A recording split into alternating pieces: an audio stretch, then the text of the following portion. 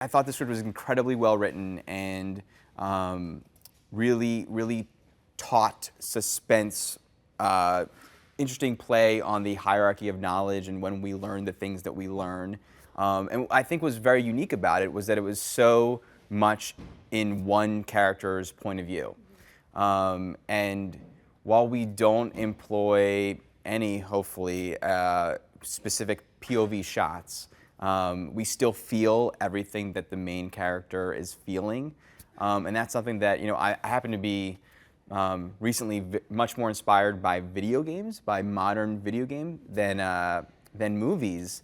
And it's something that's unique to that genre, to that media, is that everything is designed to make the player, the experiencer, feel what the protagonist is feeling. And this movie was a unique challenge for that because we are with one character throughout the whole thing. We never get to see what another character sees without her perspective. And I really wanted people to feel what she is feeling.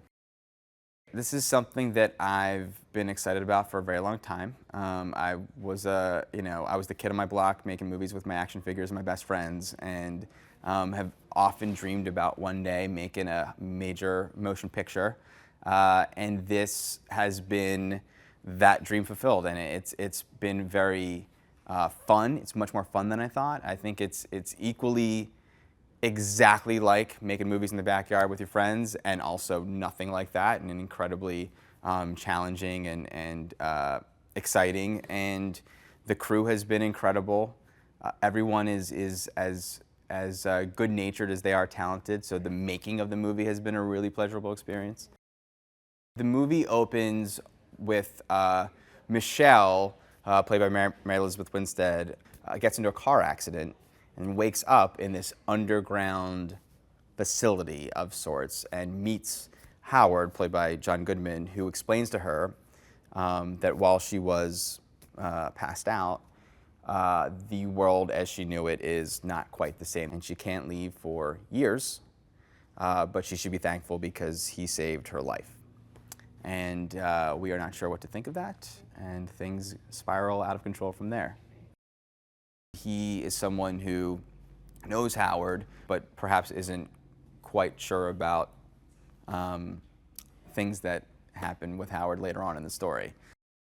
It is a thrill ride in terms of, frankly, the thing that I love most about it is that if I was in the 30s, I would describe this as a suspense picture. You know what I mean? It's very Hitchcockian, and there's a lot of there's moments of physical, visceral suspense sequences, but there's also a lot of that psychological thriller stuff. The thing that was very important for us in looking at who to cast for Howard is that we didn't want him to feel mustache twirly. We really loved the idea of him being quite convincing and someone who at first we might not trust and at first we might think is crazy, but as the story progresses we might think, maybe he's got a point, maybe we are the crazy ones. And John Goodman does that so well. He is so convincing and can say things with such conviction to make you believe what he's saying, and then and the turn of a switch is terrifying, and you have no idea what he is thinking, but you want so desperately to know what he's thinking. He has a lot of non-verbal mannerisms that are so interesting and complicated when you want to try and dissect what does that mean. And the other part of the equation is overall we wanted the movie to it's very dour subject matter, but I didn't feel like that meant that it could only be super serious. It felt like there should be some levity, and it was really exciting to have John Goodman playing Howard because he brought a bit of levity to what is otherwise could be considered a very intense role. With Michelle, the interesting thing about that role in this movie is that it's a largely nonverbal role. And the wonderful thing about Mary is every time she's thinking and wondering and curious about anything or frightened or what have you, we are always in sync with what she's experiencing. I can watch her think and feel like she's thinking what I'm thinking, you know? She's very real, she's very grounded. She's going through real people stuff, not movie stuff, you know? And just watching her go through an experience is incredibly compelling.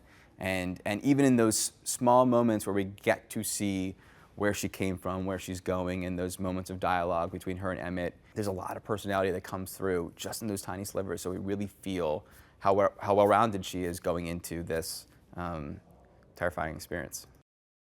Emmett, I felt, would really bring a lot of levity to the very serious movie, and I thought John Gallagher Jr., I've been a fan of his for years. I loved him. I love him on Newsroom, and I loved him in Short Term 12. And he also is very, very grounded. You know, makes sequences that could otherwise be very heightened feel very human. And he's very natural, and also is just very funny. And what wasn't necessarily funny on the page, now that we're shooting with him, is hilarious. It's cool to come to a set every day and to have to cook up new ways of covering areas that we've looked at quite a bit. But it's also, you know, I'm more overwhelmed by endless possibility.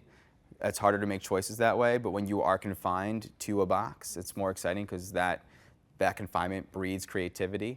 And having to come up with ways of designing sequences when we're stuck inside this little place is actually quite fun. I watched all the shows, and we went and met with one of the guys who provides all of those bunkers. Was a very interesting fellow, and saw all the structures. I mean, the thing that we learned quite quickly is that we weren't going to be 100% true to the prepper culture, and a lot of what the actual bunkers are not the most cinematic, but more importantly, they weren't really true to our character. So this was a very interesting, quirky guy who designed this place as a home for he and his family to live. This is a wish fulfillment for him. He wants to be down here. It isn't just a backup plan, and it isn't a place to just survive and wait something out. He wants to, you know, contain those he loves within here and all have a wonderful time.